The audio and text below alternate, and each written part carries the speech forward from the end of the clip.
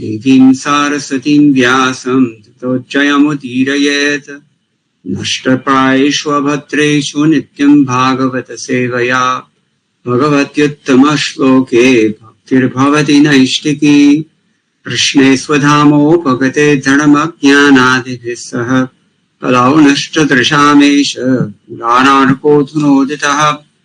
This is Grantaraj Srimad Bhagavatam, Canto 1, Chapter 18, Text number 33. Srimad Bhagavatam, Skandam 1, Adhyayam 18, Slokam 33. Aho adharma palanam pivnam balibhujamiva swaminyakam yaddasanam dvarapanam shunamiva. Mataji padinga ஸ்லோகத்தோட மொழிபெயர்ப்பு. ஹரே கிருஷ்ணா பிரபுஜி. ஹரே கிருஷ்ணா. மொழிபெயர்ப்பு. பிராமண புத்திரனான சிங்கி கூறினான், காக்கைகளையும் வாசற் காக்கும் நாய்களையும் போன்ற அரசர்களின் பாவச் செயல்களை பாருங்கள். சேவகர்களான இவர்கள் தாங்கள் பின்பற்ற வேண்டிய கொள்கைகளை கைவிட்டு தங்களுடைய எஜமானர்களுக்கு எதிராகவே பாவம் செய்ய முற்பட்டு விட்டனர். பொருளுரை. பிராமணர்கள் சமூக அமைப்பின் தலைவர்களாகவும் மூளைகளாகவும் கருதப்படுகின்றனர். சத்திரியர்கள் சமூக அமைப்பின் கரங்களாக கருதப்படுகின்றனர். தீமைகளிலிருந்து உடலை பாதுகாக்க கரங்கள் தேவைப்படுகின்றன. ஆனால் தலை மற்றும் மூளையின் ஆணைப்படித்தான் கரங்கள் செயல்பட வேண்டும். இது பகவானால் செய்யப்பட்ட இயற்கையான ஏற்பாடாகும். பிராமணர், சத்திரியர், வைசியர் மற்றும் சூத்ரர் ஆகிய 4 சமூக பிரிவுகளும், அதாவது ஜாதி முறைகள், அவரவர் குணத்திற்கும் செயலுக்கும் ஏற்பவே ஏற்படுத்தப்பட்டுள்ளன என்று பகவத்கீதை உறுதி செய்கிறது. ஒரு மருத்துவரின் மகனுக்கு ஒரு தகுதியுள்ள மருத்துவராக வாய்ப்பு இருக்கிறது. அதே போலவே ஒரு பிராமண புத்திரனுக்கு தகுதியுள்ள தன் தந்தையின் வழிகாட்டலால் ஒரு பிராமணனாகும் வாய்ப்பு உள்ளது. எனவே இந்த ஜாதி முறை மிகவும் விஞ்ஞான பூர்வமானதாகும். மகன் தந்தையின் தகுதி முறையை நன்கு பயன்படுத்திக் கொண்டு ஒரு பிராமணர் ஆக வேண்டும். தகுதியின்றி ஒருவன் பிராமணனாகவோ மருத்துவனாகவோ ஆக முடியாது. இதுவே சாஸ்திரங்களின் தீர்ப்பாகும். ஒரு சிறந்த பிராமணரின் தகுதியுள்ள மகனான ஸ்ருங்கி பிறப்பினாலும் பயிற்சியினாலும் தேவையான பிராமண சக்தியை பெற்றிருந்தான். ஆனால் அவன் அனுபவம் இல்லாதவனாக இருந்ததால் பண்பாட்டில் குறைவுடையவனாக இருந்தான். கலியின் ஆதிக்கத்தினால் இந்த பிராமண புத்திரன் தான் பெற்றிருந்த பிராமண சக்தியில் திமிர் பிடித்தவனாகி பரீட்சித்து மகாராஜனை காக்கைகளுக்கும் வீடு காக்கும் நாய்களுக்கும் ஒப்பிட்டு பேசினான். அரசர் நாட்டின் எல்லையை கண்ணை இமை காப்பது போல் காத்து வருகிறார் என்பதில் சந்தேகமில்லை. ஆனால் அவரை காவல் காக்கும் நாய் என்று அழைத்தது சிறுவன் பண்பாடு தெரியாதவன் என்பதையே குறிக்கிறது. இவ்வாறாக பிராமண பண்பாட்டிற்கு முக்கியத்துவம் அளிக்காமல் பிறப்புரிமைக்கு மட்டும் முக்கியத்துவம் அளிக்கப்பட்டதால் பிராமண சக்திகள் சரிய துவங்கின. பிராமண பிரிவினரின் வீழ்ச்சி கலியுகத்தில் தான் ஆரம்பமானது. பிராமணர்கள் சமூக பிரிவின் தலைவர்களாக இருந்ததால் சமூகத்தில் மற்ற பிரிவுகளும் கூட சீரழிய துவங்கின. பிராமண பண்பாட்டின் இந்த சீரழிவு ஆரம்பமானதை குறித்து ஸ்ருங்கியின் தந்தை மிகவும் வருந்தினார். இதை போக போக நாம் தெரிந்து கொள்வோம். ஹரே கிருஷ்ணா. ஓம் அஜ்ஞானதிமிராந்தஸ்ய ஞானஞ்சனசலாகயா சக்ஷுருன்மிலிதம் யேன தஸ்மை ஸ்ரீ குரவே நமः. ஸ்ரீ சைதன்யமனோபீஷ்டம் ஸ்தாபிதம் யேன பூதலே ஸ்வயம் ரூப கதா மஹ்யம் ததாதி ஸ்வபதாந்திகம். வந்தேஹம் ஸ்ரீ குரோः யுதபரகமலம் ஸ்ரீ குருன் வைஷ்ணவம்ஸ்ச. श्रीरूपं साग्रजातं सहगणरघुनाथन्वितं तं सजीवं साद्वैतं सावधूतं परिजनसहितं कृष्णचैतन्यदेवं श्रीराधाकृष्णपादान् सहगणललिता श्रीविशाखान्वितांश्च. हे कृष्णकरुणा सिन्धो दीनबन्धो जगत्पते गोपेश गोपिकान्त राधाकान्त नमोस्तुते. तप्तकाञ्चन गौराङ्गी राधे वृन्दावनेश्वरी वृषभानुसुते देवी प्रणमामि हरिप्रिये. वाञ्छाकल्पतरुभ्यश्च कृपासिन्धुभ्य एव च पतितानां पावनेभ्यो वैष्णवेभ्यो नमो नमः। जय श्री कृष्ण चैतन्य प्रभु नित्यानंद श्री अद्वैत गदाधर श्रीवासादि गौर भक्तवृंद। हरे कृष्ण कृष्ण कृष्ण हरे हरे, हरे राम राम राम हरे हरे। मद्गवीरपि गोपाल स्वीकुर्यात् कृपया यदि तदैवासां भयः पीत्वा पृश्येयुस्तत्प्रियाजनाः। ओहो अधर्मपालानां पीवनां बलिभुजामिव स्वामिनि अघं यद्दासानं द्वारपानां शृणामिव।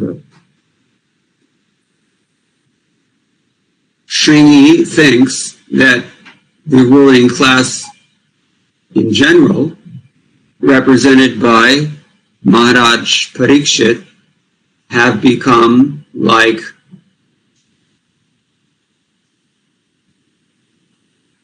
crows and watchdogs at the door who nonetheless sin against their masters. So இங்க என்ன சொல்லப்பட்டிருக்குன்னா, மக்களை பிரஜைகளை காக்கும் அரசரான பரீட்சித் மகாராஜர் காகத்திற்கும் வீட்டை வாசலை காக்கும் நாய்க்கும் ஒப்பிடப்பட்டு சேவகர்களாக வர்ணிக்கப்பட்டது. And what is his essential argument?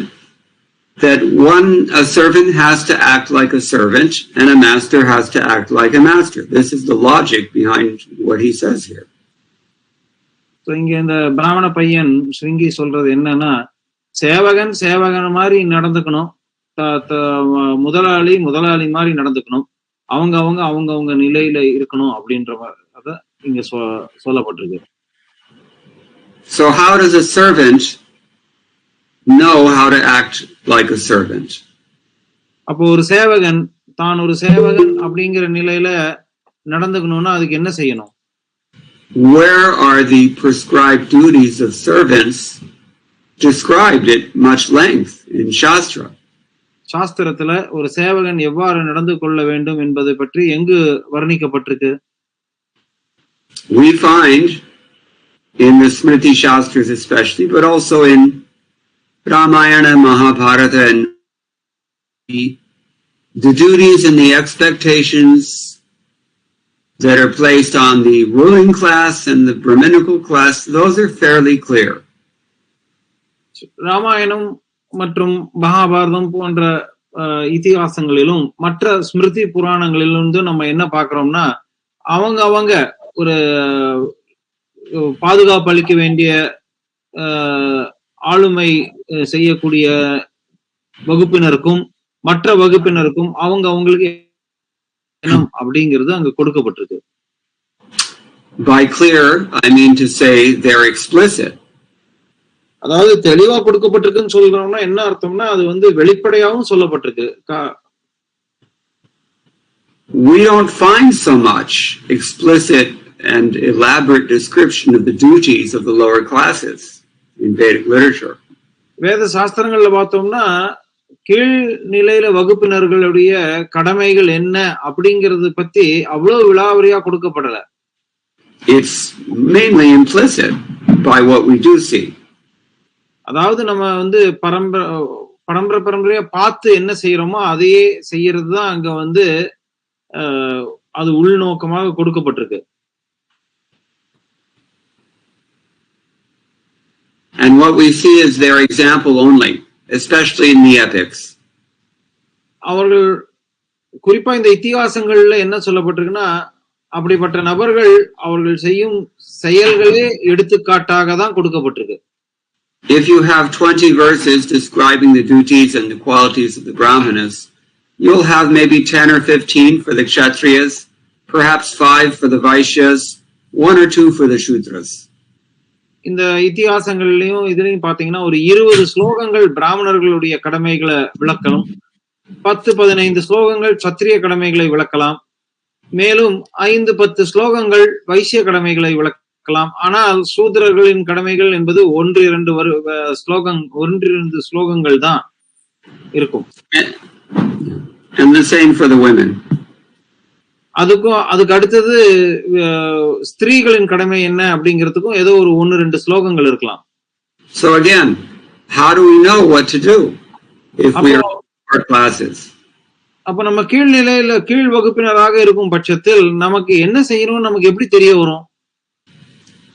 We have to see the example of servants and how they live, not only in the Mahabharata, Ramayana, but they have to be in our society as well. These things have to be manifest. So நம்ம எப்படி கத்துக்கணும்னா, நம்மளுடைய முன்னோர்கள் என்ன செஞ்சாங்க, அவர்கள் செய்த வழியை பின்பற்ற வேண்டும். குறிப்பா ராமாயண மகாபாரதத்துல சொல்லப்பட்டது மட்டுமல்ல, நம்மளுடைய சமூகத்தில் இருக்கும் முன்னோர்களும் எவ்வாறு செயல்பட்டார்கள் என்பதை கவனிக்க வேண்டும். To have something that's explicit in the Shastra is a great benediction because there's no arguing it. You can just point to the reference, somebody can see it, it's right there in black and white.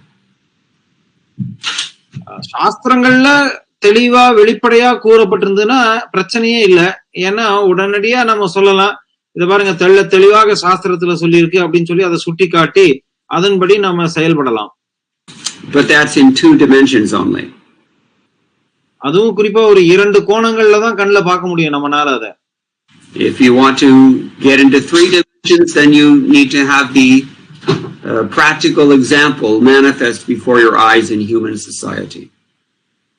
அதாவது 2 கோணங்கள்னு சொல்லப்படுறது எப்படின்னா, புஸ்தக வடிவில நம்ம படிக்கிறோம் அந்த மாதிரி இருக்கலாம். ஆனா அது 3வது கோணத்திலிருந்து நமக்கு புரிய வைக்கணும்னா அது சமூகத்தில் இருக்கிற நபர்கள் எவ்வாறு அதை செயல்படுத்தினார்கள் என்பதை பார்த்துதான் புரிந்து கொள்ள முடியும்.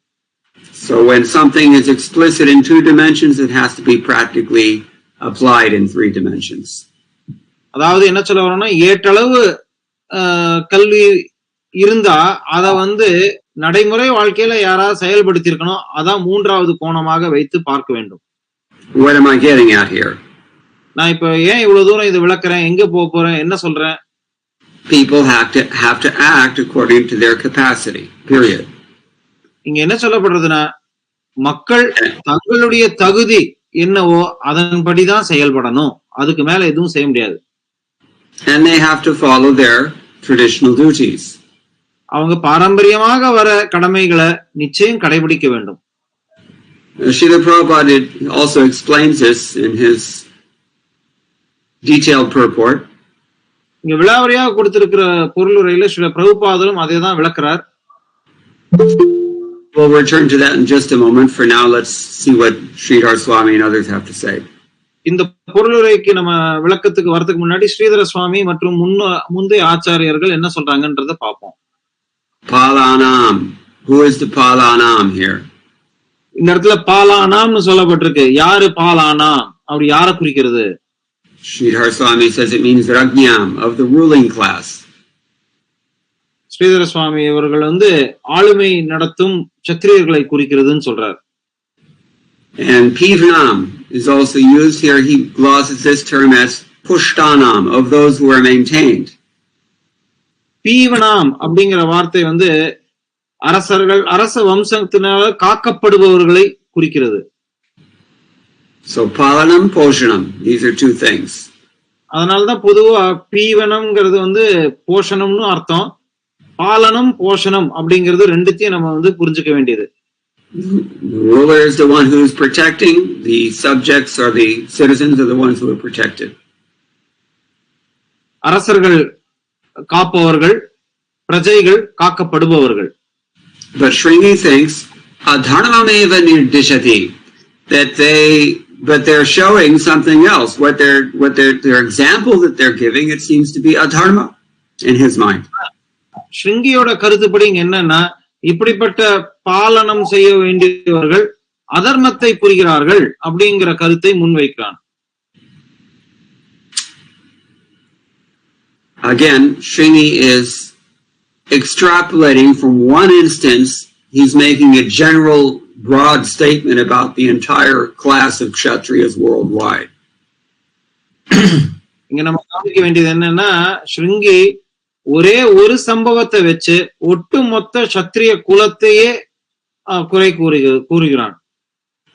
This is what teenagers do. பொதுவா இளம் வயசுல இருக்கக்கூடிய இளைஞர்கள் இவ்வாறு செயல்படுவார்கள்.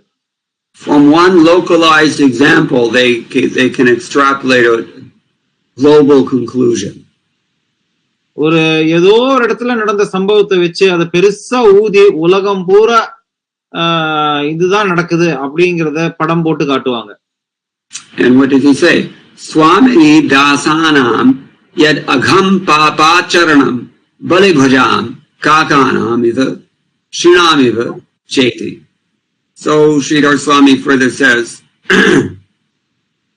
among these servants of the masters, they're performing something that is actually agham papacharanam, something that is abominable and sinful.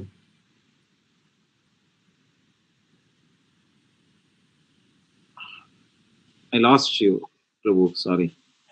Okay. His argument is that the servants there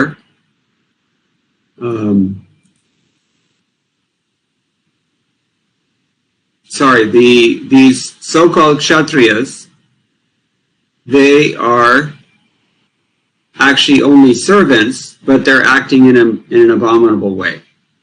இங்க என்ன சொல்றாருன்னா, இந்த பெயரளவுல இவங்க இருக்கக்கூடிய பாலனர்கள், பாலகர்கள், பாலம் காப்பவர்கள் இருக்கக்கூடிய சத்திரியர்கள் உண்மையிலேயே சேவகர்கள், ஆனா அவர்கள் அதிகாரிகள் போல நடந்துக்கிறாங்க.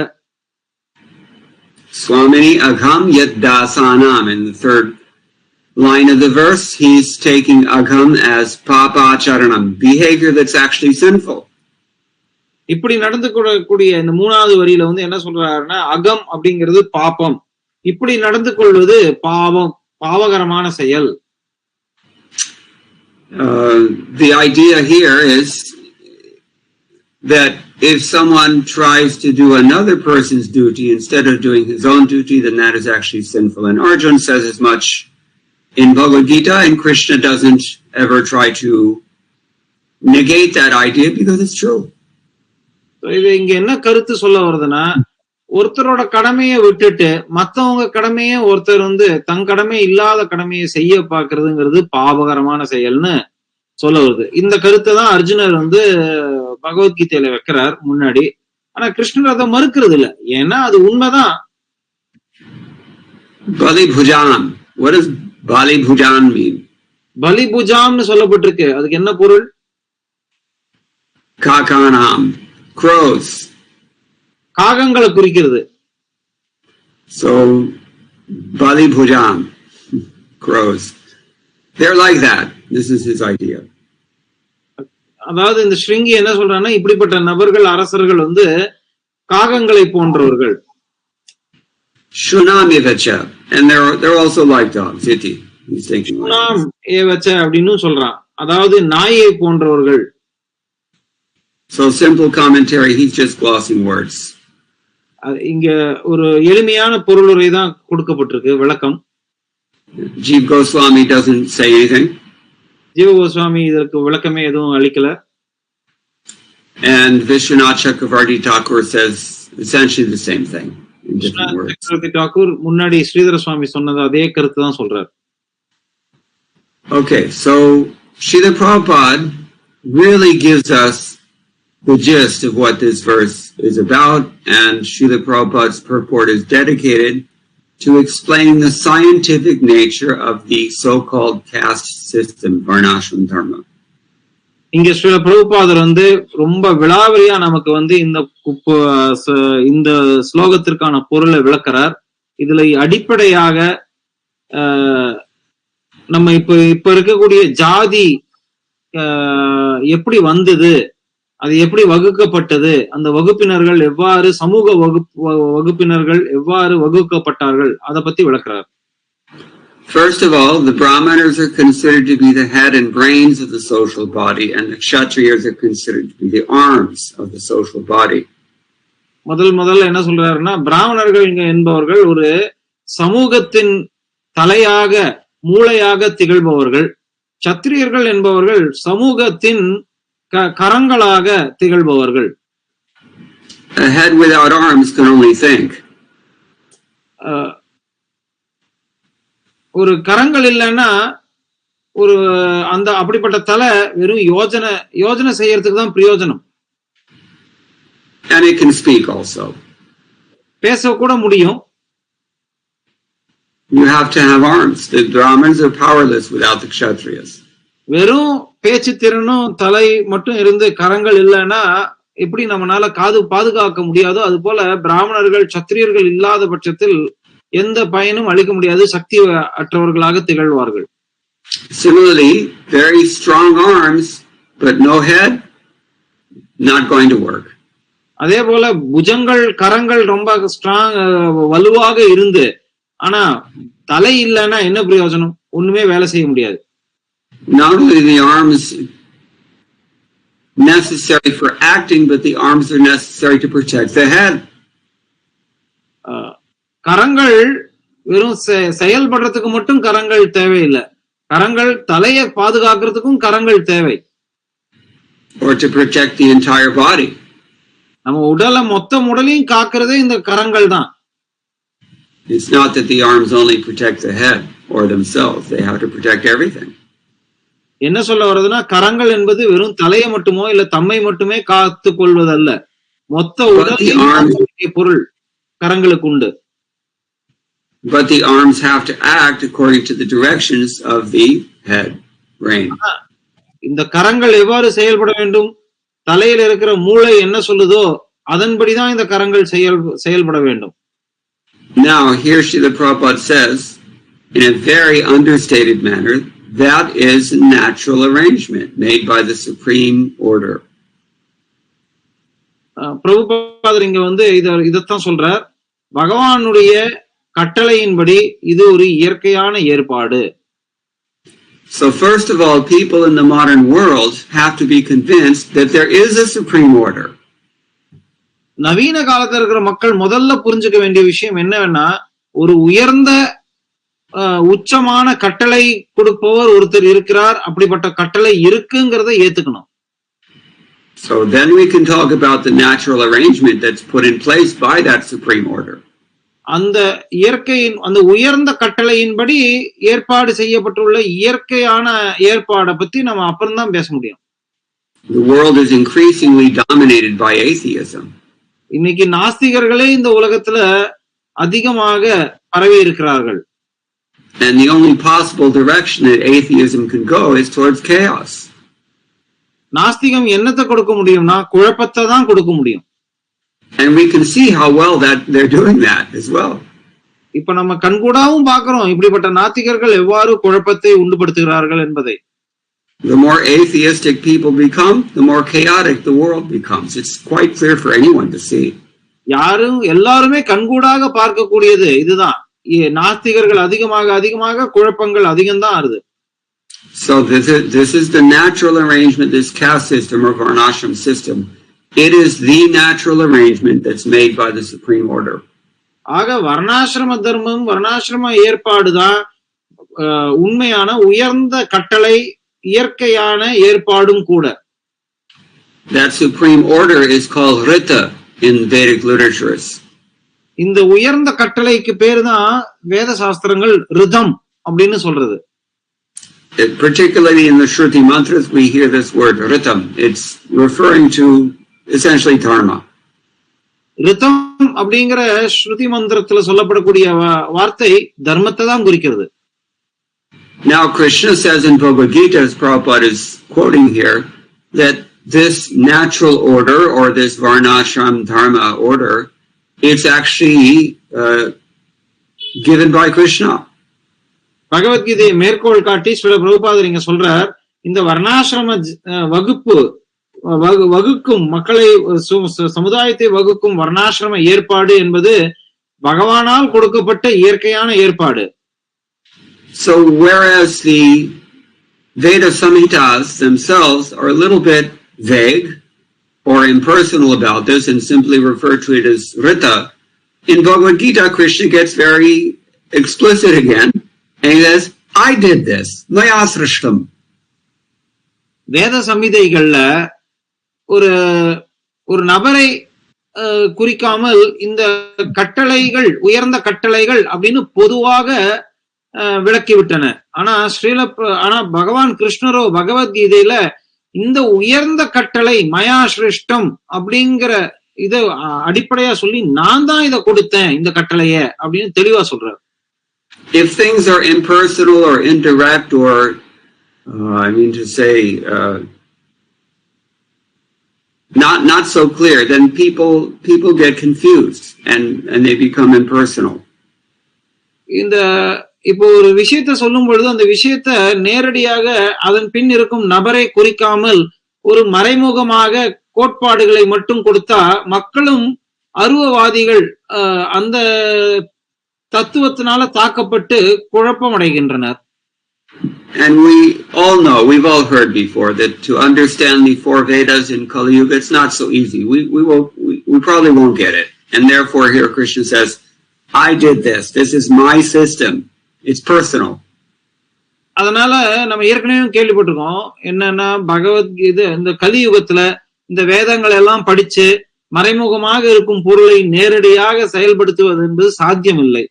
அதனாலதான் பகவத்கீதையில கிருஷ்ணர் தெளிவா சொல்றார், இந்த வகுப்பை நான் தான் வழங்கினேன். Now sometimes we see that people prefer an impersonal situation to a personal one. Why would that be?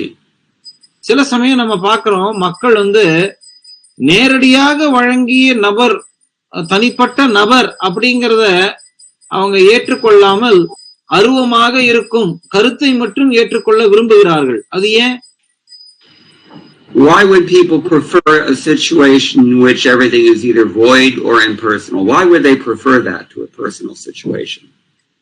எதுவுமே இல்லாத சூன்யம் இல்ல எல்லாமே இருக்கக்கூடியது அருவ பிரம்மன் அப்படிங்கிற சூழ்நிலைய மக்கள் விரும்புறாங்க. ஏன் அப்படிப்பட்ட சூழ்நிலையை விரும்பணும் அவங்க அப்படின்னு யோசிச்சு பார்ப்போம். Because in a personal situation you have to account for another person's desires and feelings. You have to be accountable. ஏன்னா ஒரு நபரை வைத்து எல்லாமே நம்ம ஒரு செயலை செய்தோம்னா அந்த நபர் செய்யக்கூடிய செயல்களுக்கும் அவருக்கு பதில் நம்ம ஒருத்தர் நம்மளுக்கு மேல ஒருத்தர் இருக்காருன்னா அந்த அதிகாரி இருக்காருன்னா அந்த அதிகாரிக்கு நம்ம பதில் சொல்ல வேண்டிய கட்டளை உண்டு, சூழ்நிலை உண்டு. அப்படிப்பட்ட கோட்பாடுகள் நம்ம ஏற்றுக்கொள்ள வேண்டும்.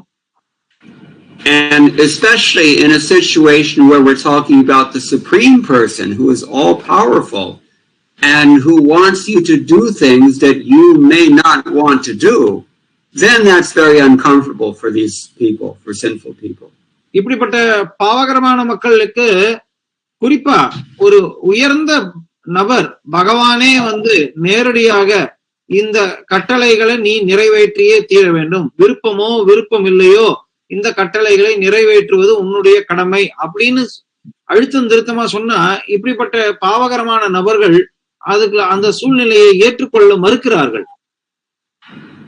And this explains why in recent centuries fertile minds, particularly in the Western Hemisphere, they've dreamed up all kinds of atheistic philosophies just to justify their evasion of the order of the Supreme Personality of Godhead.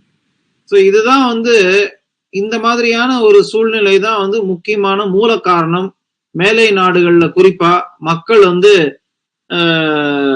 அருவவாத தத்துவங்களை முன்வைத்து, ஏன்னா இப்படிப்பட்ட நேரடியான உயர்ந்த கட்டளையை அவர்கள் நிறைவேற்ற வேண்டாம் அப்படிங்கிற கருத்தை அவங்க செயல்படுத்துவதற்காக அருவவாதத்தை துர்பிரயோகம் செய்கின்றனர்.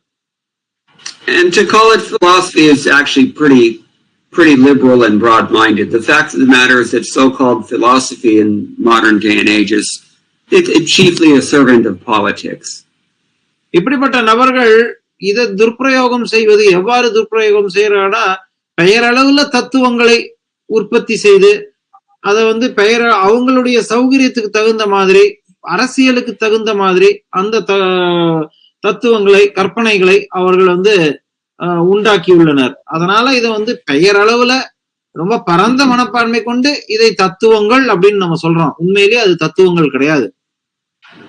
And politics is actually another glorified way of looking at the concerted and organized effort among a certain sector of the population to fulfill their materialistic agendas only, to fulfill their material desires for sense gratification.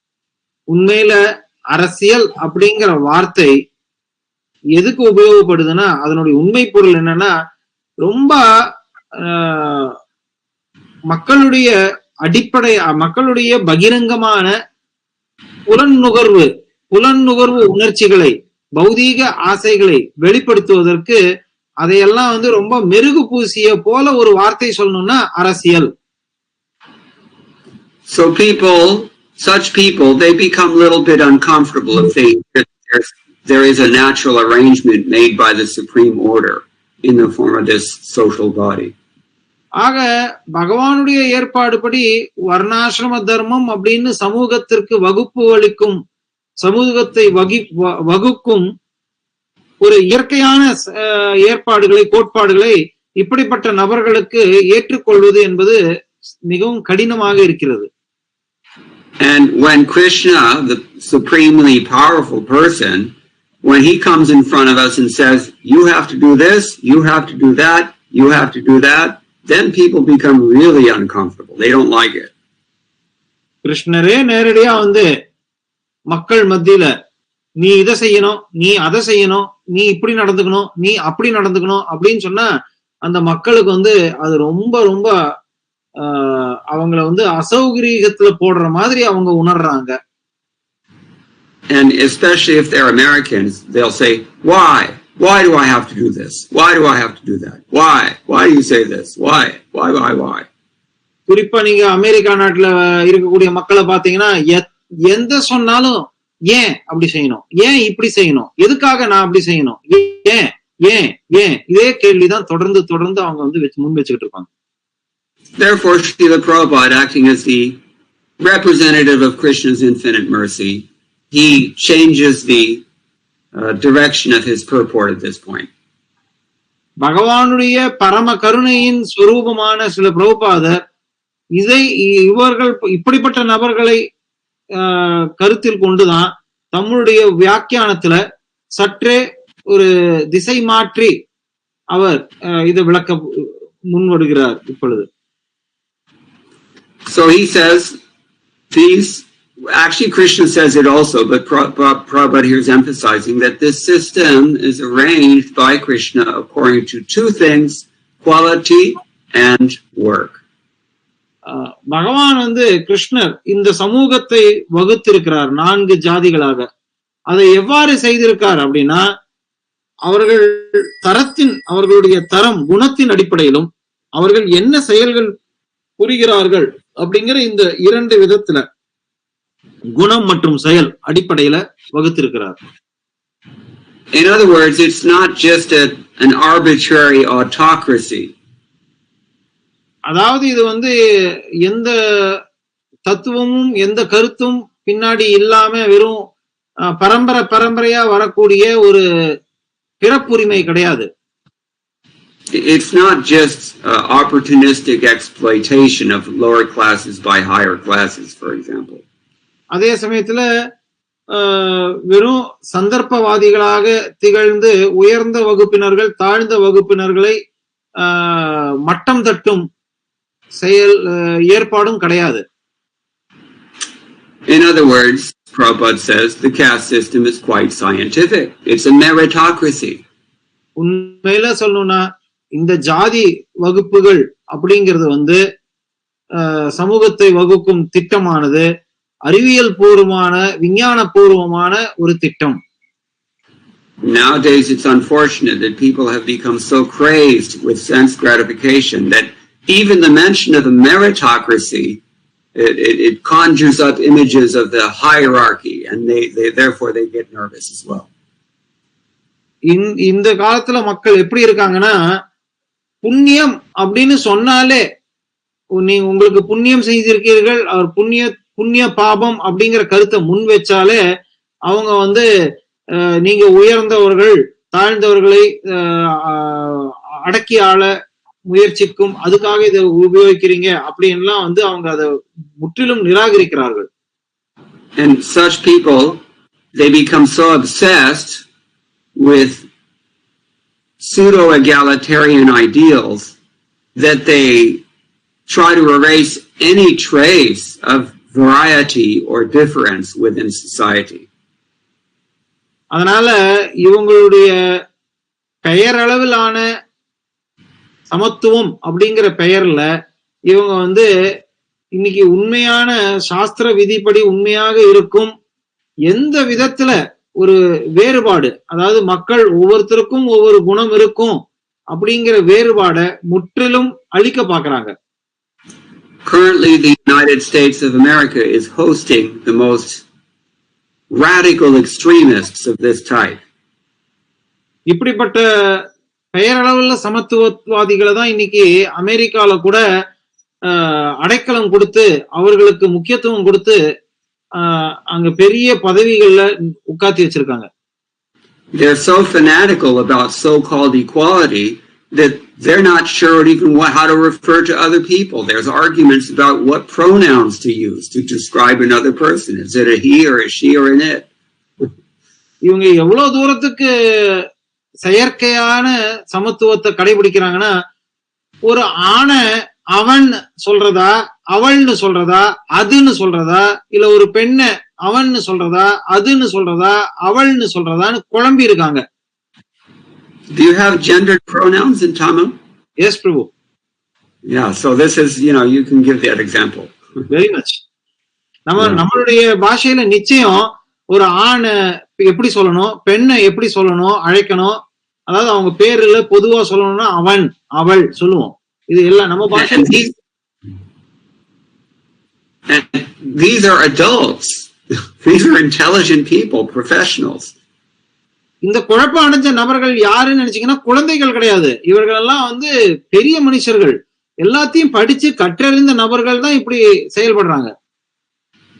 Recently in the United States, one very prominent politician was asked to define what is a woman, and that person refused to do so because it was, it would have been incriminating. ஒரு சமீபத்துல ஒரு American பிரபு, Yes. ஒரு அமெரிக்க நாட்டு அரசியல்வாதி கிட்ட ஒருத்தங்க ஒரு கேள்வியை முன் வச்சாங்க. பெண்கள் அப்படின்னா அடிப்படை விளக்கம் கூற முடியுமா அப்படின்னு. அவர் மறுத்துட்டார். அவருக்கு எப்படி நான் இது பெண்ணா என்ன அப்படின்லாம் சொல்ல எனக்கு தெரியாது அப்படின்னு சொல்ல மறுத்துட்டார். அந்த அளவுக்கு குழம்பி இருக்கார். So therefore, Srila Prabhupada emphasizes that you may be born as the son of a Brahmana, but you have to have the qualifications. And he gives the example of a medical man.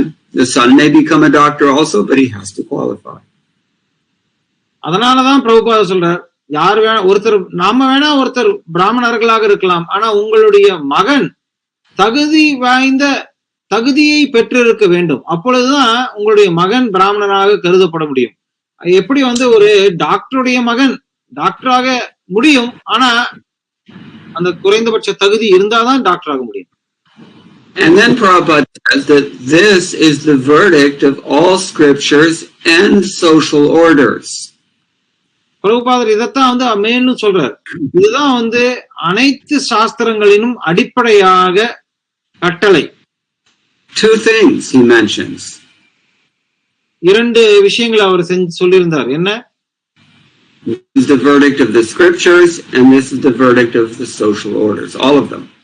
அதாவது சாஸ்திரங்களுடைய தீர்மானமும் இதுவே, சமூக கட்டளையின் தீர்மானமும் இதுவே. It's hard for me to say exactly what Prabhupada intends by this, but it sounds like the social orders are just as authoritative as the scripture. இங்க வெளிப்படையா நம்மளால சொல்ல முடியுமான்னு தெரியல. ஆனா எனக்கு என்ன தோன்றதுன்னா, இங்க இருக்கக்கூடிய சமூக கட்டளைகளும் சாஸ்திரங்களும் சமமானவை. And in fact, that is true, according to standard smritis such as Manusmriti and even Srimad Bhagavatam for that matter. உண்மையிலேயே இது ஸ்மிருதிகளை நம்ம போய் அலசி ஆராய்ந்தோம்னா பார்ப்போம். மனுஸ்மிருதியும் சரி, ஸ்ரீமத் பாகவதம் சரி, இதையே தான் கூறுகிறது.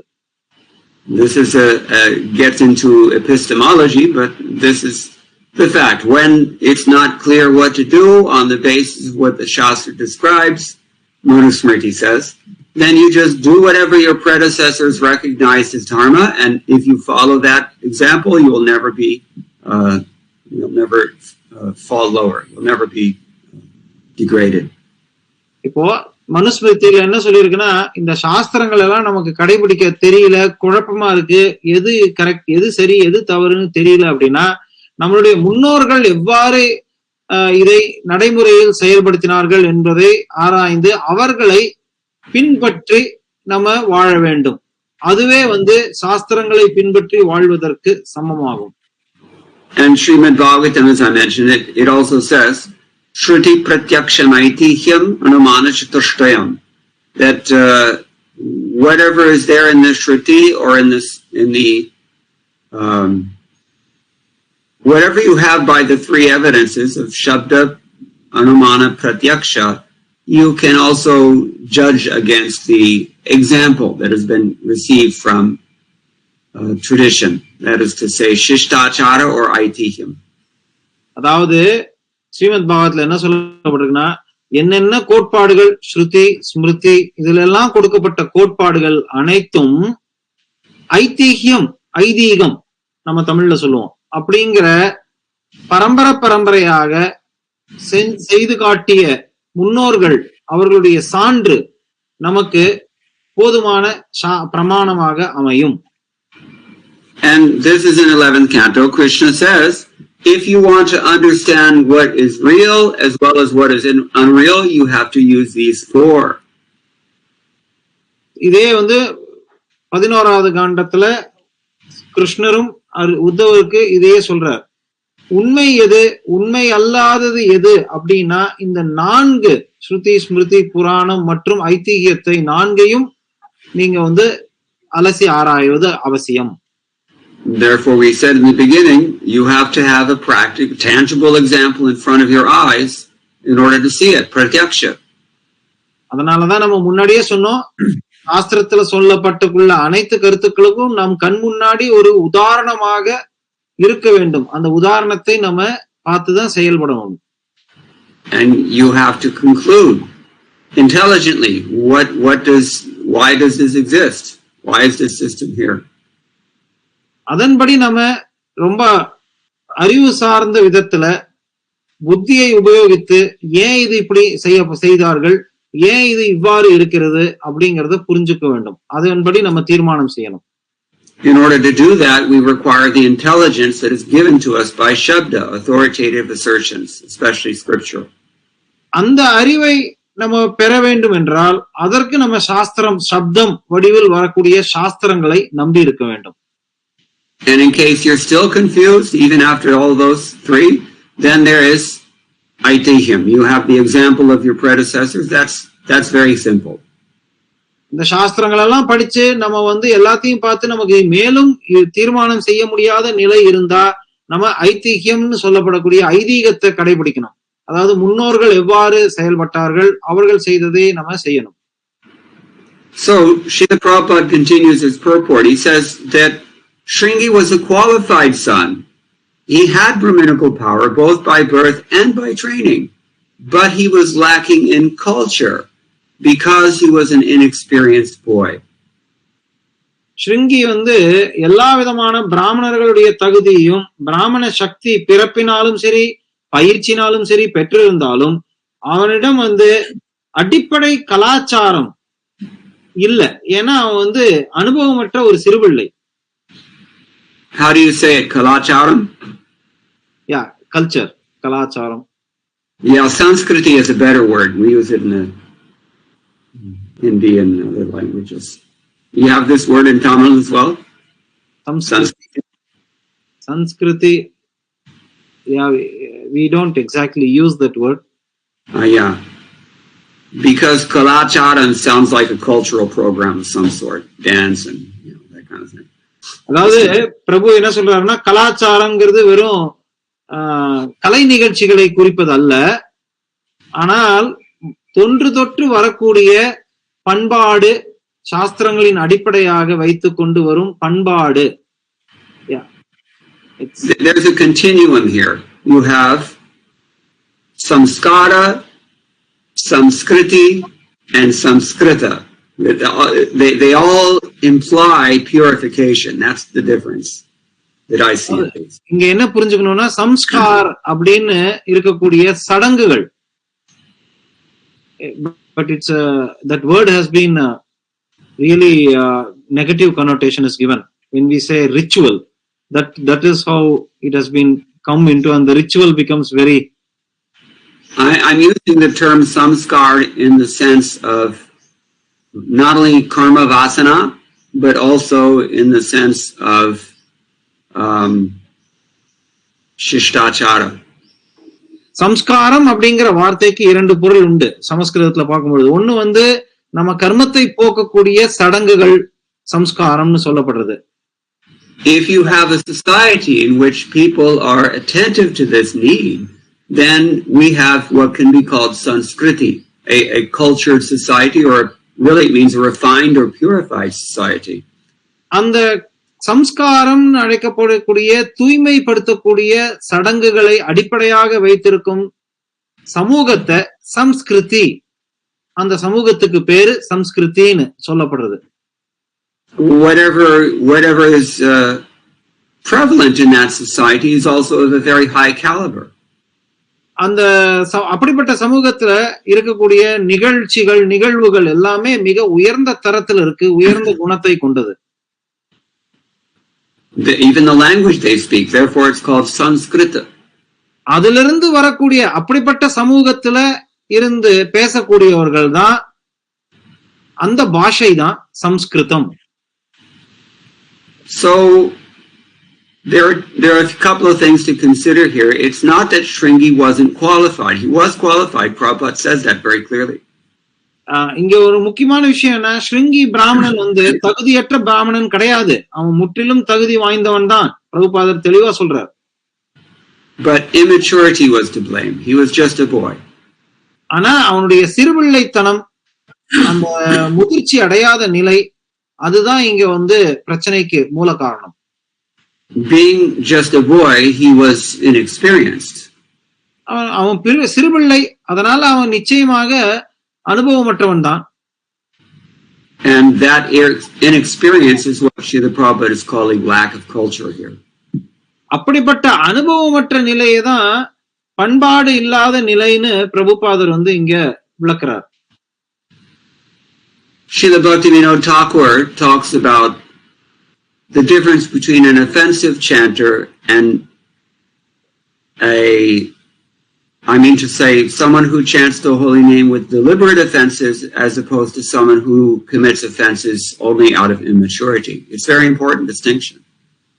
இதத்தான் வந்து நம்மளுடைய ஆச்சாரியர் பக்திவினோத தாக்கூர் சொல்றார். நம்ம ஜபம் செய்யும் பொழுது ஒரு சில சமயம் அனுபவம் இல்லாததுனால நம்ம அபராதங்கள் செய்வோம் நாம ஜபத்தில்.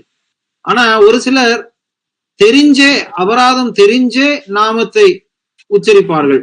அப்படிப்பட்ட உச்சரிப்புக்கும் இந்த மற்ற உச்சரிப்புக்கும் உள்ள வித்தியாசத்தை அவர் விளக்குறார்.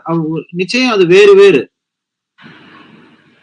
It's not like Shringi was a full-grown adult, a highly trained professional who is nonetheless arguing about which pronouns to use in self-reference. ஸ்ருங்கி வந்து ஒரு பெரிய வளர்ந்து முதிர்ந்த கற்றறிந்த பண்டிதன் கிடையாது. அப்படிப்பட்ட பண்டிதர்கள் பொதுவா வார்த்தா ஜாலத்தை உபயோகித்து பல விதத்துல தர்க்கம் புரிவார்கள். அப்படிப்பட்ட நபர் கிடையாது ஸ்ருங்கி. He was just too young. அவன் ரொம்ப சிறுபிள்ளை. And thus he wrongly compared Maharaj Parikshit to crows and watchdogs. அதனாலதான் அந்த சிறுபிள்ளைத்தனத்தினால அவன் வந்து மகாராஜ் பரீட்சித்தரை வந்து ஒரு நாய்க்கும் காகத்துக்கும் ஒப்பிட்டான். And Prabhupada says the king is certainly a watchdog in the sense that he's vigilant to make sure that everyone is performing dharma and to protect against attack.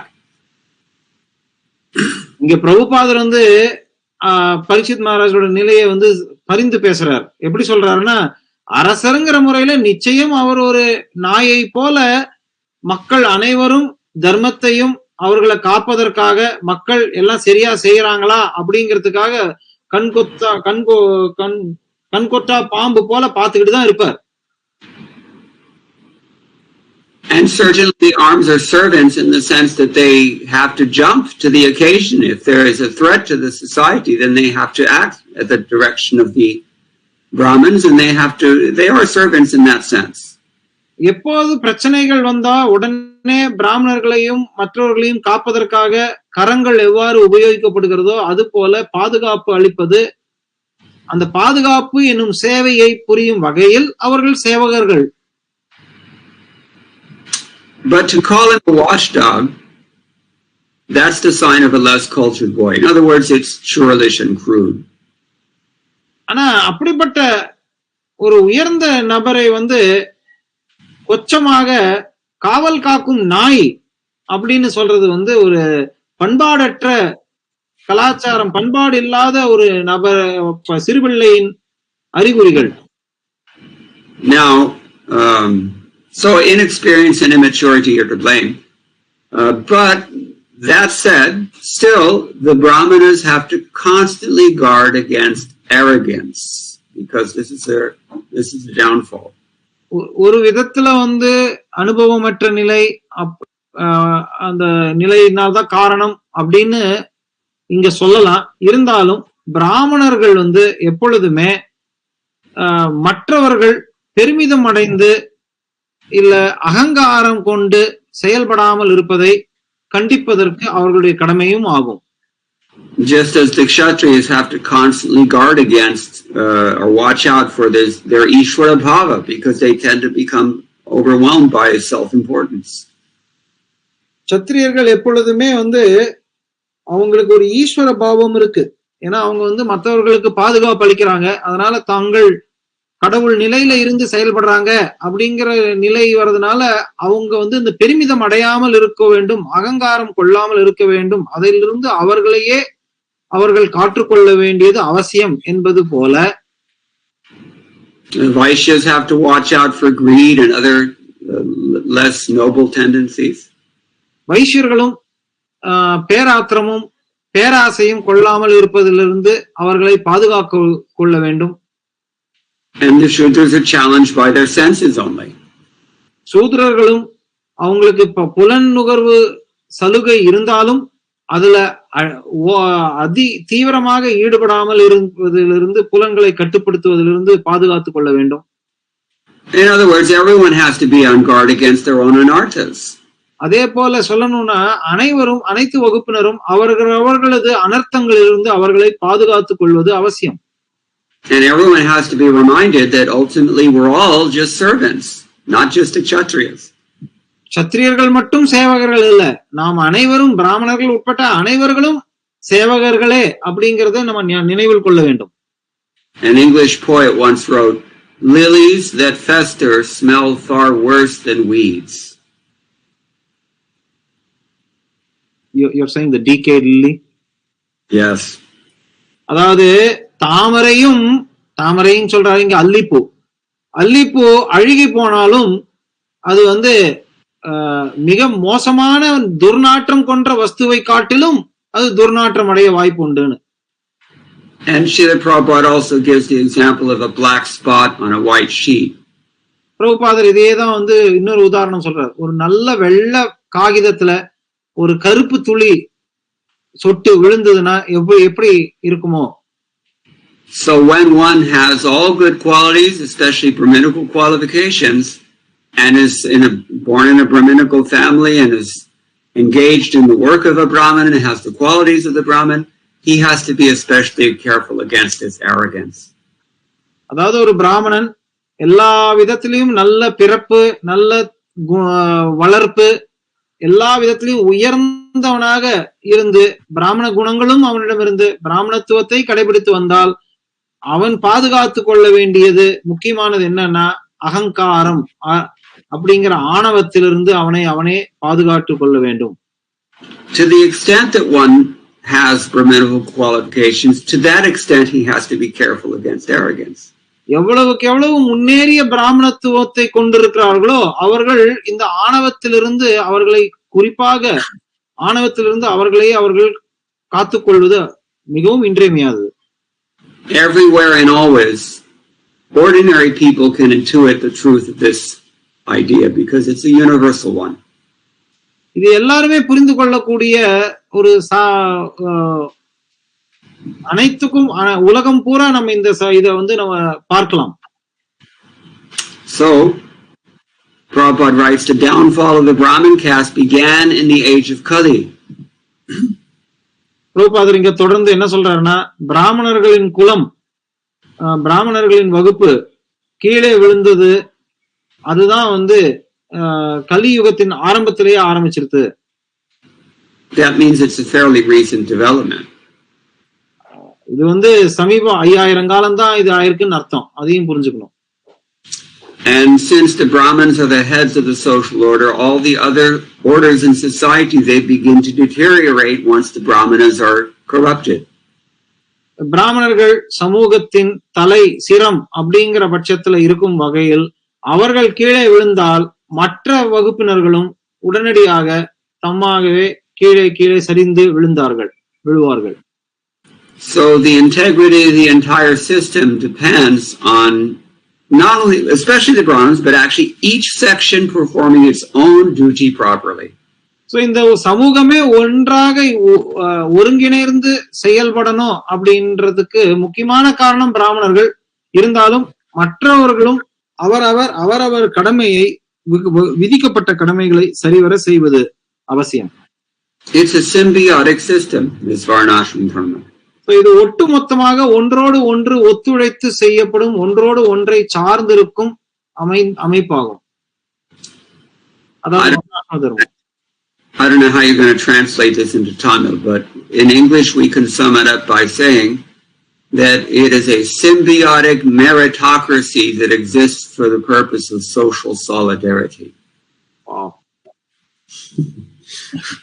அதாவது ஒன்றோடு ஒன்று ஒருத்தரை நம்பி இருக்கும், ஒருத்தருடைய செயல் இன்னொருத்தருடைய செயல் விளைவுக்கு காரணமாகவும், ஒருத்தருடைய விளைவு மற்றவர்களுடைய செயலுக்கு காரணமாக இருக்கும் அமைப்பு. அப்படி இருந்தாதான் இந்த அமைப்புல ஒட்டுமொத்தமான ஒற்றுமையும் இருக்கும். I tried my best. No one subsection of the society can perform its own duty nicely unless the others are also doing theirs. That is a fact. இங்க என்ன சொல்லப்படுறதுன்னா, ஒரு வகுப்பினர் மட்டும் அவர்களுடைய கடமைகளை, விதிக்கப்பட்ட கடமைகளை சரிவர செய்தால் போராது. அவர்கள் செய்யும் கடமைகளோடு மற்றவர்கள் அவரவர் கடமையை செய்வதிலும் சார்ந்திருப்பதனால் இது ஒன்றின் மீது ஒன்று சார்ந்திருக்கும் சமூகம். Yet still, the Brahmins are the ones who are instigating everything because it is clearly a hierarchy. It's taratamya. இங்க அதே சமயத்துல உயர்ந்தது தாழ்ந்ததுன்ற தாரதன்மை இருக்கிறதுனால பிராமணர்கள் செய்வதை தான் அவர்கள் தான் உந்துதலாக இருக்கிறார்கள். அவர்கள் என்ன செய்யறாங்களோ அதைத்தான் மற்றவர்களுக்கு பின்பற்றுவார்கள் அப்படிங்கிறதையும் ஏற்றுக்கொள்ள வேண்டியதே. Therefore, when you have a proliferation of ideologies that either encourage or emphasize social equality, they're actually destructive to the social welfare that they seek to effect. இதனால பெயர் அளவினால செயற்கையான விதத்துல சமத்துவத்தை முன்வைத்து அனைவரும் சமம் அப்படிங்கிற விதத்துல ஒரு கொள்கையை முன்னாடி கொண்டு வந்து வச்சா அது உண்மையிலேயே சரிய பகவான் கொடுத்திருக்கிற ஒரு முறையான சமூக ஏற்பாடை குலைக்கும் கருத்துக்கள், குலைக்கும் செயல்களாகும். At best, they seek to affect social welfare. At best. என்னதான் அதுல சிறப்பான அம்சம்னு சொன்னா கூட அந்த செயற்கையான சமத்துவம் சமூகத்தை அழிக்கக்கூடியது, அந்த அளவுக்கு மோசமானது.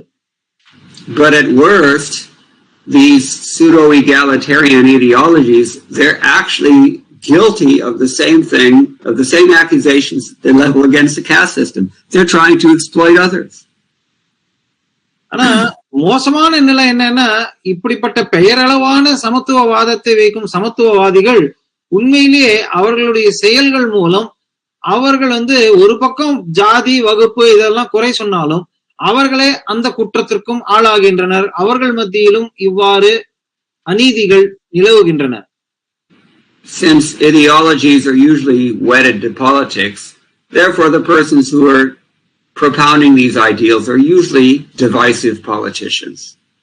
அவர்கள் இப்ப பெயரளவுல இந்த சமத்துவத்தை கொண்டு வரவங்க அவங்களுக்குன்னு ஒரு கொள்கை கிடையாது சார்ந்த, அதனால அவர்கள் அரசியலை உபயோகித்து அரசியல் மூலமாக அவர்கள் இந்த கொள்கைகளை தங்களுடைய சுயநலத்திற்காக சமத்துவத்தை பெயரில், சமத்துவத்தின் போர்வையில் சுயநலத்தை அவர்கள் அனுபவிக்கிறார்கள். அதனாலதான் அவர்கள் அரசியல்வாதிகள். And why would a politician want to be divisive? ஏன்னா அவர் எப்படிப்பட்ட அரசியலை அவர்கள் கையாள்கிறார்கள்? மக்களை பிரித்து ஆளும். ஏன் அப்படி அவங்க பிரித்து ஆள வேண்டும்? Yes, bro. Every Indian knows divide and conquer. இந்தியால பிறந்தவர் அனைவருக்கும் இது தெரிஞ்சது. எப்படி மக்களை பிரித்து ஆளுமை கொள்வது என்பதை அவர்கள் உணர்வார்கள். In this way, communism is nothing but another unjustified power grab. இந்த விதத்துல சமத்துவங்கிற பெயர்ல, போர்வையில சமத்துவவாதிகள் உயர்ந்த சக்திகளை அவர்கள் மட்டும் தக்க வைத்துக் கொள்வது ஒரு கபடமான முயற்சியாகும். And this is why Srila Prabhupada has very patiently explained in this wonderful purport how the caste system actually has a scientific higher purpose that is ordained by the Supreme Lord. இத வெளிப்படுத்தணுங்கிறதுக்காக காரணமாகவே பிரபுபாதர் எவ்வாறு இந்த ஜாதி வகுப்பினர் என்பது பகவான் கிருஷ்ணர் கொடுத்த அமைப்பு, ஏற்பாடு என்பதை விளக்குவதற்காக, இது ஒரு விஞ்ஞான பூர்வமான ஏற்பாடு, இது அறிவியல் பூர்வமான ஏற்பாடு என்பதை விளக்கியுள்ளார். And then finally Prabhupada concludes that the beginning of Brahminical deterioration was highly deplored by the father of Sringi, as we're going to find out in the coming verses. பிரபுபாதர் தம்முடைய பொருளுரை நிறைவேற்றச்சு என்ன சொல்றாருன்னா, இந்த ஸ்ருங்கியுடைய செயல் அதுதான் பிராமண குலத்தின் சீர்கேடுக்கு மூல காரணமாக அமையும் ஆரம்ப நிலை அப்படிங்கிறத அவருடைய அந்த ஸ்ருங்கியுடைய தந்தையே எடுத்து விளக்குவார் அப்படிங்கிறத பின்வரும் ஸ்லோகங்கள்ல நம்ம பார்க்கவிருக்கிறோம். So our time has run out. We'll end here, but if anyone has any questions or any comments, we can discuss. So I had one question, Prabhu. This was actually I was discussing with Sri Giridhari Prabhu, who is the editor of Tamil BTG magazine when he was here. We both were not able to or wanted to understand. There are two words, Varna and Jati. So in Bhagavad Gita, we see Varna is Krishna given. Is there a difference? Is there Jati also Krishna given? Or there a difference? I will repeat your question, Tanu. சமீபத்துல ஒரு கலந்துரையாடல் இருந்தது எனக்கும் பகவத் தர்ஷன ஆசிரியரான ஸ்ரீகிரிதாரி பிரபுவுக்கும். அதுல அவரும் நானும் பேசும் பொழுது வர்ணம் அப்படிங்கிறது சதுர்வர்ணம் மயா சிருஷ்டம் அப்படிங்கிறதுபடி கிருஷ்ணர் பகவத்கீதையில கொடுத்திருக்கார். வர்ணம் என்பது கிருஷ்ணர் கொடுத்தது. ஆனா அந்த வர்ணம் அப்படிங்கிறச்சு அது கீழே இருக்கக்கூடிய பல ஜாதிகள், பலவிதமான ஜாதிகள் வந்திருக்கு. அந்த ஜாதிகளும் பகவான் கிருஷ்ணர் கொடுத்ததா இல்ல அது மனிதன் உற்பத்தி பண்ணதா? So in other words, is jati man-made? I'm sorry? In other words, can we state jati as man created and varna is God given? Yeah.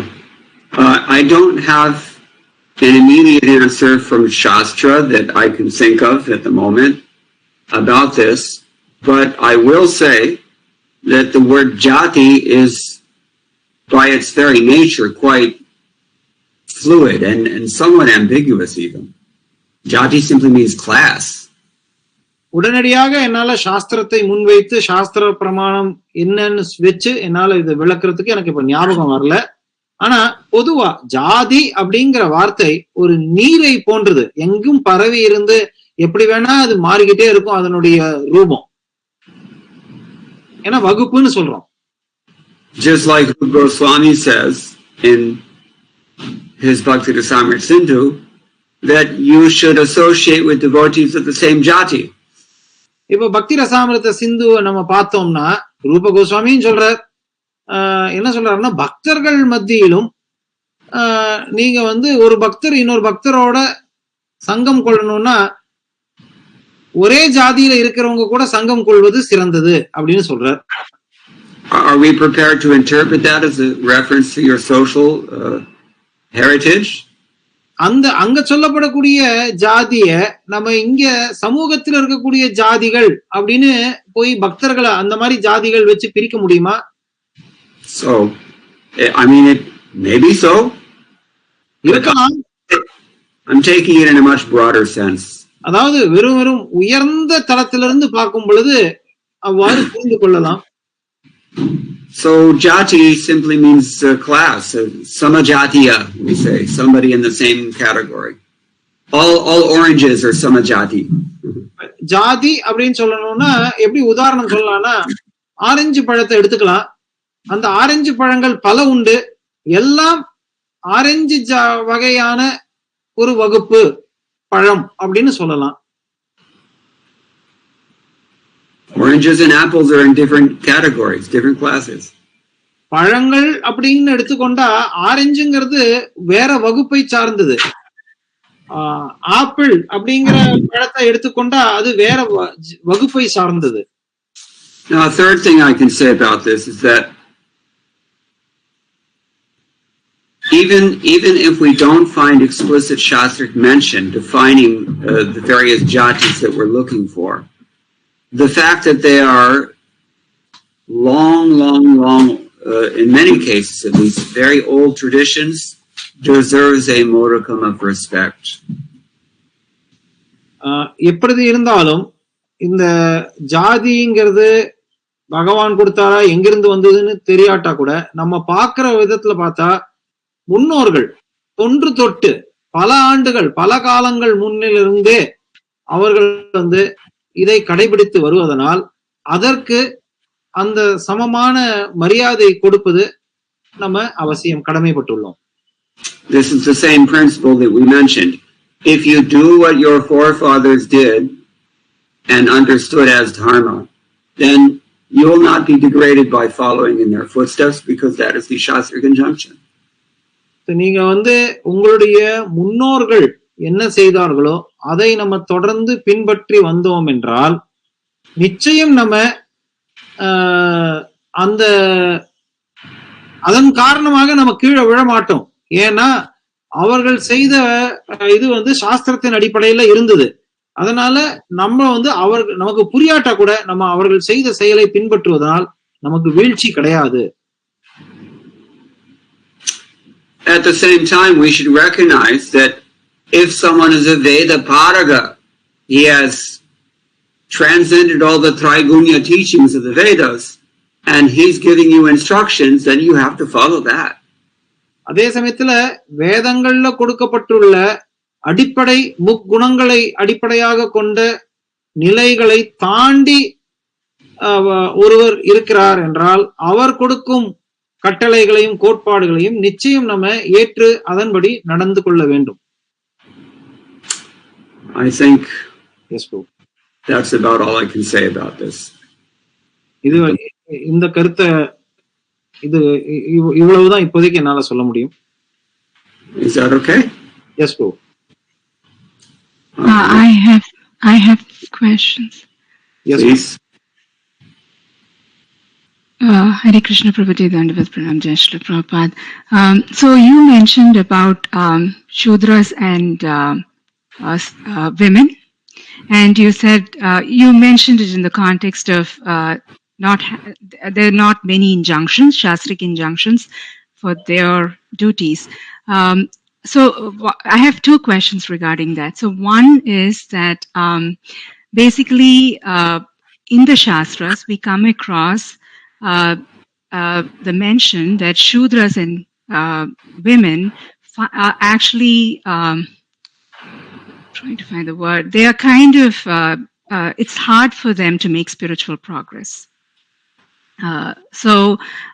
But at the same time, it is said that we have to become submissive, which is a quality of a woman, and we have to serve. We are servants. So that's the quality of a Shudra. So there seems to be kind of, they are deprived, and at the same time, it is their quality that we have to acquire in order to go back to Godhead. So how do we understand? Yeah, I don't know how you're going to say that in Tamil. What's the, if you can summarize, Prabhu, what? Yeah, you have to be very pithy with the question. So my question is that on one hand, we in the Shastras it's given that Shudras and women are kind of not able. They are kind of, I can't find that word. So they're less qualified to attain spiritual advancement, just because of their being in that situation. But on the other hand, submissiveness and subservience is actually considered to be necessary qualifications in order to make advancement. And these are the qualities of the Shudras and the women. So how do we understand this? Is that clearer? I don't see what the problem is. You're pointing out that there seems to be like a contradiction of some sort, but I don't see that as a contradiction. No. Maybe I can try to, maybe I can ask you a question. What Mataji is saying, some Shastric injunctions are saying women and Shudras and women cannot make spiritual advancement. But in Bhagavad Gita, Krishna says that they can come to me. Is that no question of them being able to make advancement? They have a strong tendency to sense gratification. That's a fact, and that's why they're kind of classed as equal to Shudras. But in many ways, they are superior. At least in bhakti, they're superior to men, so they can certainly make advancement. Easier to make advancement in many ways. Okay, you made a very interesting point, Prabhu, that I would like to translate for others here. Prabhu, in the case, you have to translate the whole context because Mataji வந்து கேட்ட அவங்கனால ஃபுல்லா விளக்க முடியல. But ஆனா அவங்க சொல்ல வருது என்னன்னா, ஒரு பக்கம் சூத்திரர்கள் பெண்கள் வந்து கீழ்நிலையில இருக்காங்க, அவங்களுக்கு ஆன்மீக முயற்சிங்கிறது கஷ்டமா இருக்கும் அப்படின்னு சொல்லியிருக்கு. சோ ஆனா அவங்க கிட்ட வந்து பணிவு இருக்கு, அதன் மூலமே அவங்க வந்து பகவானை அடையலாம்னு சொல்லியிருக்கு. இது எப்படி புரியுறதுன்னு கேட்டாங்க. ஆனா பிரபு வந்து என்ன சொன்னாருன்னா, இதுல வந்து எந்த முரண்பாடும் இருக்கிற மாதிரி தெரியல. ஏன்னா பெண்கள் கிட்ட குறிப்பா அந்த அவங்க வந்து உயர்ந்த கருத்துக்களை புரிஞ்சுக்க முடியாம இருக்கலாம், அது உண்மைதான். அவங்க வந்து அறிவில் சார்ந்த உயர்ந்தவர்கள் அல்ல. இருந்தாலும் அவர்கள் கிட்ட பக்திங்கிறது அவங்க கிட்டதான் அது அதிகமா இருக்கு. பகவான் கிட்ட பக்திங்கிற கருத்து வந்து இந்த மாதிரி பெண்கள் வந்து அதுல அதனால அவங்க சேவை செய்யறதுக்கு தயாரா இருக்காங்க. அதன் மூலம் அவர்களுடைய பக்தினாலேயே அவங்க வந்து மற்றவங்களை விட எல்லாத்த விட முன்னேறிடுறார்கள். இதுல வந்து அந்த கருத்தை வந்து நம்ம கவனிக்கிறது அவசியம்.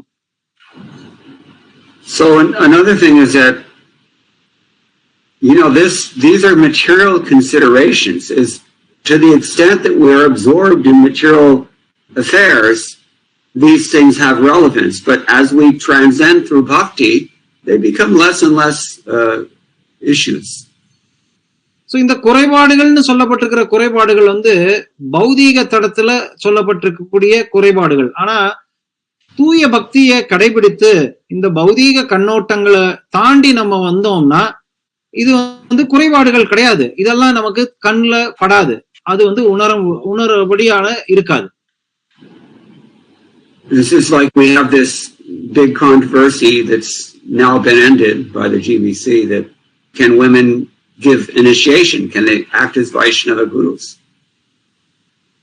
இதுதான் வந்து இன்னைக்கு இஸ்கான்ல வந்து ஜிபிசி தரப்புல அவங்க இப்ப பெண்கள் ஏன் தீட்சை கொடுக்க கூடாது, பெண்கள் தீட்சை கொடுக்கலாமா அப்படிங்கறத பத்தி விவாதம் நடந்து கொண்டிருக்கிறது, கிட்டத்தட்ட முடிந்து விட்டது. So yes, certainly they can, and that's there in Chaitanya Charitamrita. பெண்கள் தீட்சை கொடுக்கலாம், அது இப்ப சைத்தன்ய சரிதாமிரத்துல இருக்கு. But why are they rare? ஆனா அவர்கள் அப்படிப்பட்ட தீட்சை கொடுக்கும் பெண்கள் ரொம்ப ரொம்ப ரொம்ப ரொம்ப ரொம்ப கம்மி. ஏன்? They're very rare because it's highly unlikely that a woman can become so transcendental that she's able to perform that function without violating the injunctions as to her own prescribed duties.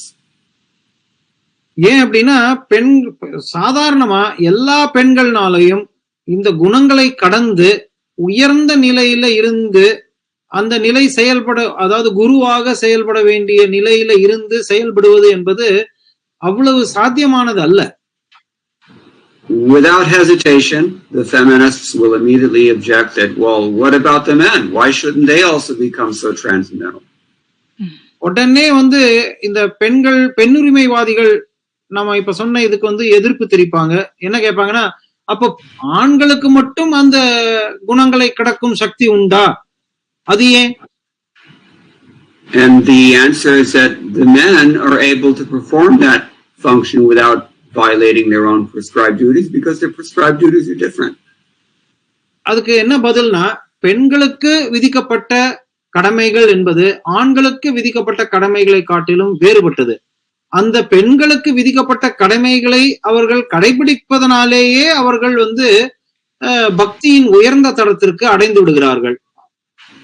Now, without getting too far afield, back to the topic at hand, women have this capacity to serve Krishna in ways that men do not have. ஒரு விதத்துல பார்க்கணும்னா, பெண்கள் கிட்ட ஒரு சில கிருஷ்ணருக்கு சேவை செய்யும் தன்மை அவர்கள்கிட்ட இருக்கு. ஆனா அது ஆண்கள் கிட்ட அந்த தன்மை இல்லை. அது என்ன? For example, Chanakya Pandit, the famous example, Chanakya Pandit says that women have 8 times as much lust as men have. உதாரணத்துக்கு சொல்லணும்னா, சாணக்கிய பண்டிதர் சொல்றார், ஆண்களை காட்டிலும் பெண்களுக்கு 8 மடங்கு அதிகமாக காம உணர்ச்சிகள் உண்டு. It certainly doesn't look like that. பார்க்கிறதுக்கு நம்ம பார்க்கும் பொழுது அந்த மாதிரி இல்ல. நிச்சயம். All these crazed rapists are not women, they're men. பொதுவா கற்பழிப்பு செய்யறதுங்கிறது பெண்கள் கற்பழிக்கிற மாதிரி தெரியல. But taking it at face value, we can, assuming for the sake of argument that this is true, then that's a great advantage in devotional service. If you have a very strong desire, that's exactly what Rupa Goswami says you need. அதே அவங்க கிட்ட இருக்கக்கூடிய பெயரளவுல ஏத்துப்போம் அந்த ஒரு குறைபாடு இருக்குன்னு. ஆனா அந்த குறைபாடு மிக உயர்ந்த நிறைவாக அமையிறது. ஏன்னா அவர்களிடம் கிருஷ்ணரிடம் செலுத்தும் பொழுது கிருஷ்ணருக்கு தீவிர அந்த அவங்களுடைய தீவிர புலன் நுகர்ச்சி உணர்வை, காம உணர்ச்சிய கிருஷ்ணர் மீது செலுத்தும் பொழுது அதுதான் நம்ம வளர்த்துக்கணும் கிருஷ்ண உணர்வுல அப்படின்னு ரூப கோஸ்வாமி சொல்றார். அப்ப அவங்களுக்கு அது ரொம்ப சாத்தியமானது. Other qualities are there: humble, subservient, these faithful, shy. These are all qualities that the devotees have to develop, and men have to work so hard to do this. பெண்கள் கிட்ட பணிவு, நாணம், சேவை செய்யும் குணம், இது எல்லாமே பக்திக்கு தேவை. இதெல்லாம் ஆண்களுக்கு வளர்த்து கொள்வது என்பது மிக கடினமானது. So, there's no disadvantage for women in becoming Krishna conscious, and that's there in Bhagavad Gita as well. அதனால பெண்களுக்கு கிருஷ்ணரை அடையும் உணர்வு அப்படிங்கிறது ரொம்ப சுலபமானது. அது பகவத்கீதையிலும் சொல்லப்பட்டிருக்கு. அது இயற்கையே வழங்கின வரப்பிரசாதம். But it's true, and it's documented, and statistically it's proven that, say, for example, women, and not so many nuclear physicists. அதே சமயத்துல நீங்க போய் பார்க்கலாம், அணு ஆராய்ச்சிகள்ல அத்தனை அதிகமான பெண்கள் அதுல ஈடுபடுறதா தெரியல. Or, mathematicians and certain things that men just tend to get into that women don't get into. கணித மேதைகள் அப்படின்னு பாத்தீங்கன்னா அதிக ஆண்கள் தான் உள்ள இருக்காங்க. ஏன்னா அவங்களுக்கு அது இயற்கையா இருக்கு, அதுல அவங்க வந்து சிறப்பா இருக்காங்க. பெண்கள் அபூர்வம். I don't know of any women who are specialists in Sankhya philosophy, for example. சாங்கிய தத்துவம்னு சொல்லக்கூடிய கணக்கு ரீதியான நம்மளுடைய பௌதீக கூறுகளை கணக்கிடும் தத்துவவாதிகள்ல பெண்கள் இருக்காங்க அப்படின்னு நான் ஒருத்தர் கூட பார்க்க முடியறது இல்ல. Or Nyaya, or any of the 6 darshans, I don't know of any women who are specializing. 6 விதமான வாதங்கள் புரியும் நியாயவாதம், தர்க்கம், இதுல கூட யாரு பெண்கள் இருக்காங்க சிறந்தவர்கள் இத்திகாசத்துல இருந்திருக்காங்கன்றத நம்மளால காண முடியறது இல்ல. Maybe Vedanta, maybe. வேதாந்தத்தை எடுத்துக்கொண்டா ஒரு சிலர். And that's Bhakti Vedanta. குறிப்பா பக்தி வேதாந்தத்துல நம்ம அதை பார்க்க முடியாது. And more on the Bhakti side.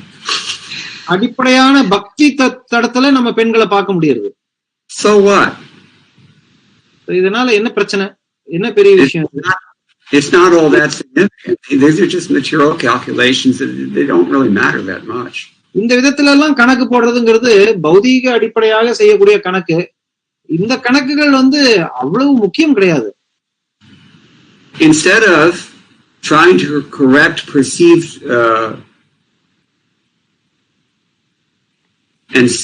sexism or discrimination by trying to level everybody, homogenize everybody, and denying any kind of variety or equality or hierarchy, then it's better just to look at this in terms of the philosophy. அதாவது வெறும் வெளிப்படையான பகிரங்கமான ரீதியில அனைவரையும் சமப்படுத்தி ஒருத்தருக்கு இன்னொருத்தருக்கு எந்த விதமான வேறுபாடும் கிடையாது அப்படிங்கிற செயற்கை கொள்கையை ஏற்றுக்கொள்வதற்கு பதிலாக பகவான் கொடுத்த இந்த சாஸ்திரங்கள் தத்துவத்தை ஏற்றுக்கொண்டு அதன்படி செயல்படுறது சால சிறந்தது. Just everybody has to do this. You just perform your own duty and become Krishna conscious. It doesn't matter who you are. You have to do this.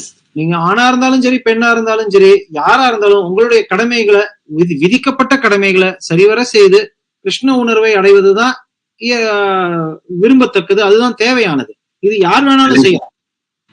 It's not that just the women and Shudras have to do their duty and nobody else.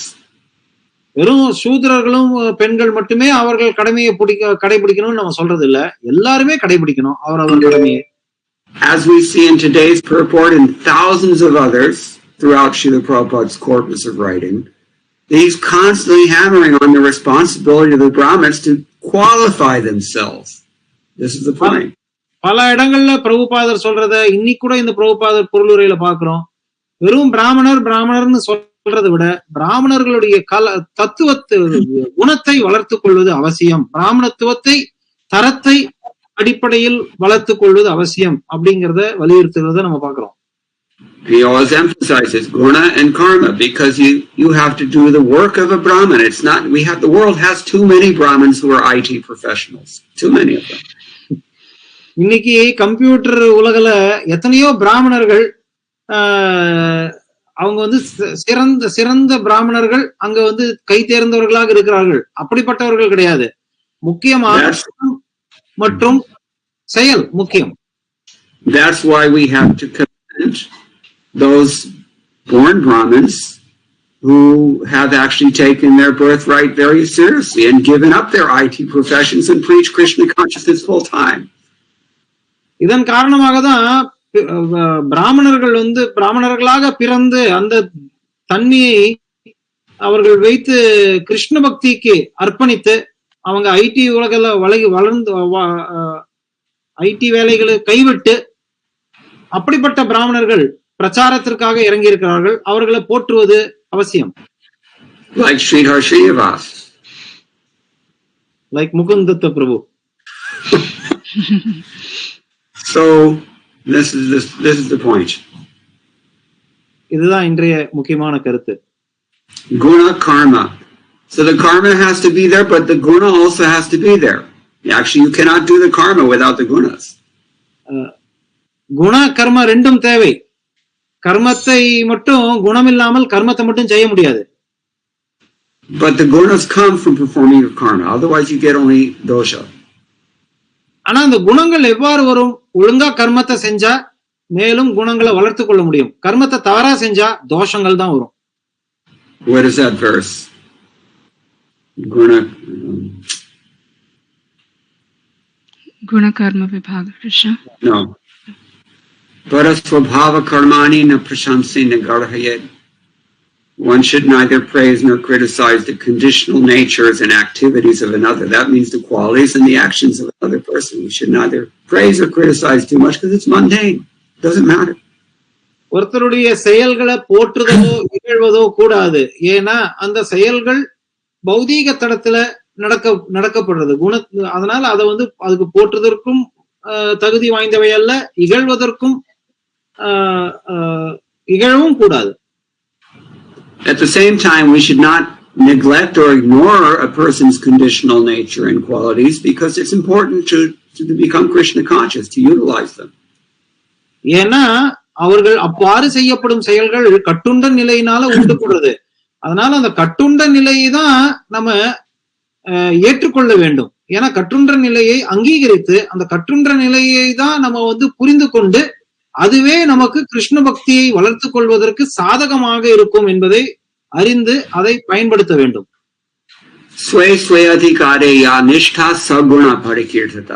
To everybody to do what he's qualified to do according to his own duty, that is guna, and anything else is dosha.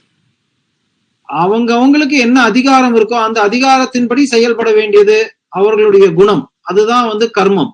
ஆனா அதை விட்டு அது மாதிரி செஞ்சா அது தோஷம். This is a thing that Baladev Vidyabhushan, if you read his writings, he's very big on this point. Do your own duty, become Krishna conscious, be happy. பலதேவ வித்யாபூஷணர் இதைத்தான் சொல்றார். நீ உங்களுடைய கடமையை செய், அதன்படி நீ கிருஷ்ண உணர்வுல சிறப்பா இருப்பாயாக. Okay, I think we've gone way over time. So okay, I did have one. Sounds like another question coming. Yes, yes, I do. Okay. So basically, in Ramayana, there's when Bharat is going towards the forest to see Ram, he says something. Basically, I can read that for you. So he says, "Sirbhal chalu jaun uchita asmora, sabte sevak dharma kathora." So basically, why it's something that I've never understood. Why does he say sevaka dharma is more difficult? The dharma of a sevak is more difficult. And you've mentioned about being a servant means you have to be in tune with the master's desires.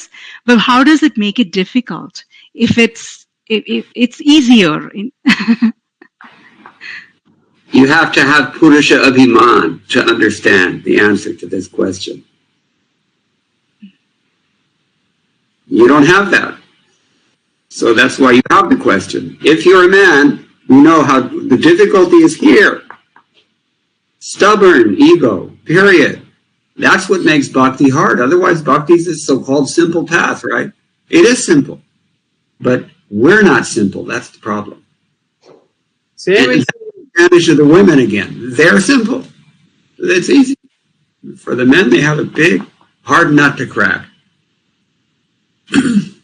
சேவை செய்யும் மனப்பான்மை என்பது மிக கடினமானது அப்படின்னு சொல்றாங்க. I think you read from Ramcharitamanas. Ramcharitamanas, Bharat is saying that. Yeah. ராமச்சரித்தமானஸ் துளசிதாசருடைய ராமச்சரித்தமானஸ்ல சொல்லப்பட்டிருக்கு, பரதர் சொல்றதாக சொல்லப்பட்டிருக்கு. அது ஏன் அப்படின்னு கேக்குறாங்க. பிரபு பதில் சொன்னார், ஏன்னா நம்மளுடைய மனநிலை அவ்வளவு, குறிப்பா ஆணுக்கு இது ரொம்ப கடினம். ஏன்னா அவனுடைய மூளை பலம் அதிகமா இருக்கனால அதை உடைச்சு அதுக்குள்ள பக்தியை நுழைக்கிறதுங்கிறது கஷ்டம். ஆனா பெண்ணுக்கு அது சுலபம். ஏன்னா அது பக்திங்கிறது இயற்கையா இருக்கு. இதனால நம்மளுடைய மனநிலை நம்ம எவ்வளவுக்கு எவ்வளவு ஆணவத்தில் இருக்கோமோ, இது சில சமயம் பெண்களுக்கும் பொருந்தும். ஆனா கட்டுண்ட நிலை, இதைத்தான் நம்ம குறிப்பா கவனிக்கணும். That's one thing. Another thing is that we know as Ramayana, Valmiki Ramayana. Anything Tulsidas says, I can't vouch that it's authoritative, but, you know, because it's not Paramparagata. ஒண்ணு நீங்க சொன்ன உதாரணம் வந்து ராமச்சரித்த மானஸ்ல துளசிதாசர் சொன்னது. ஆனா நம்ம பரம்பரையில வால்மீகி ராமாயணத்துல இருந்துதான் பிரமாணம் சொல்றோம். சோ அந்த அடிப்படையில எனக்கு இதோடைய உண்மையான கருத்துக்கள், அதன் பின்னணி என்ன, ஏன்னா நான் அதை படிக்கல, அது எனக்கு தெரியாது. With anything that doesn't come in our own Guru Parampara, we have to be a little selective and discriminating. நம்மளுடைய குரு பரம்பரையில நம்ம வரும் பொழுது எந்த புஸ்தகங்களை நம்ம குரு பரம்பரை வழங்கியிருக்கோ அந்த புஸ்தகங்கள்ல இருந்தா நம்ம கருத்து காண்பது இன்றியமையாதது. Means we cannot accept it uncritically.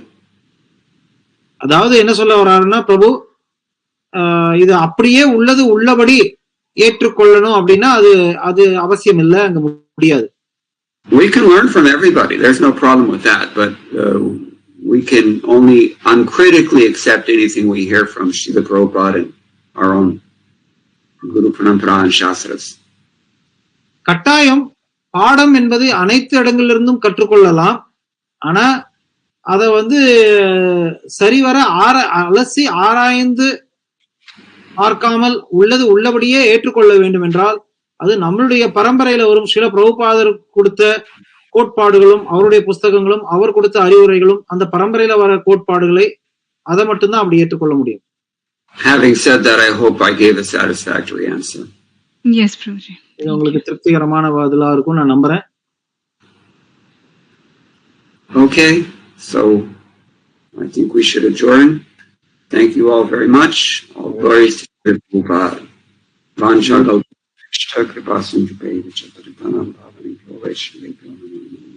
Hare Krishna. प्रभु की जय. Gaur Bhakta Vrinda ki jai. Hare Krishna.